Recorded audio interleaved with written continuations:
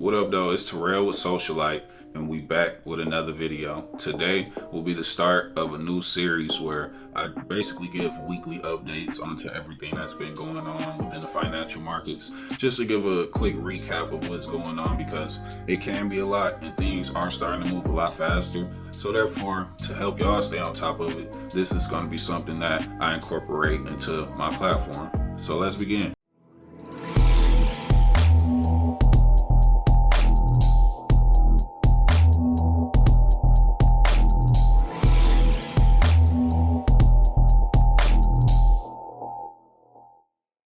First things first, Bitcoin and Ethereum slid the past week. Bitcoin fell out of 60K. Pretty much everything in the top 10 has been red due to this. So it's just been a bad week for crypto in general. But you already know, people like me, we looking at that as like discounts and opportunities to recoup and add to your position, get more. So I wasn't really tripping off of that. Things always rebound as they do.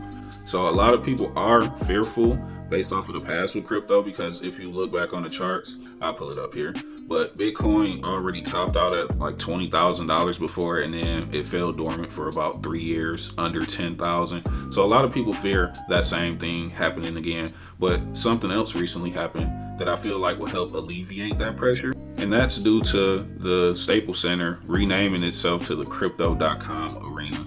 It's been a lot of confusion and stuff like that in regards to it. What you say, the Crib Arena? I didn't say that. Oh, I said crypto. I didn't know what you said. My bad. They said the Crib Arena. Hey man, listen. Crypto. But that just goes to show that this is here to stay. It's not going anywhere, so prepare. And that's something I've been noticing in certain platforms and stadiums and things like that, even before this announcement. Like, even when I've been watching NBA games, you'll see the 76ers have a Crypto.com patch, I believe, on their jerseys. The Celtics, a couple other teams, has Coinbase on the stanchion. So it's just becoming more and more mainstream, more and more prevalent, and it's happening faster than you could ever imagine. Sort of like how Facebook changed their name to Meta, and it kind of just happened overnight, and they're pushing this whole metaverse thing just almost instantaneously. So everything's definitely going to happen fast, and you're going to want to keep an eye out for this type of stuff, because it all matters. And as you've seen, the Crypto.com coin skyrocketed over the past week simply due to this catalyst. There's some other stuff going on with the Crypto.com coin, but we're not really going to discuss that. But yeah, hopefully you've been adding to your positions this past week, especially things like Ethereum or Doge, things like that. There's tons of long-term upside, so definitely you want to add to that whenever you see red. Simple. Oh, and also keep in mind, I'm not a financial advisor. These are just my personal opinions. But I'm pretty sure the catalyst as to why the market was red over the past week in general has something to do with the $1.2 trillion infrastructure bill that was recently signed. Another part of this infrastructure bill that plans on being added is the fact that they want to regulate stablecoins. Well, yeah, the new proposed legislation would essentially make stablecoins like USD Tether, stuff like that, sort of like a bank. Simple. And on top of the whole regulating stablecoins thing, a Bitcoin ETF just IPO'd and hit the market last month. So that just goes to show that the signs are there that this is here to stay. So you might as well hop on board so you could be an early investor. Think of it like when people was trying to get people to invest into the internet during the dot-com era in the early 2000s and things like that. I'm pretty sure that they sounded like me trying to get people to get hip to cryptocurrencies and things like that. And the people that got in early are now multi-billionaires. So just think of that same thing happening all over again. We're very early. Essentially, there's a merge happening with the cryptocurrency market and the current financial markets.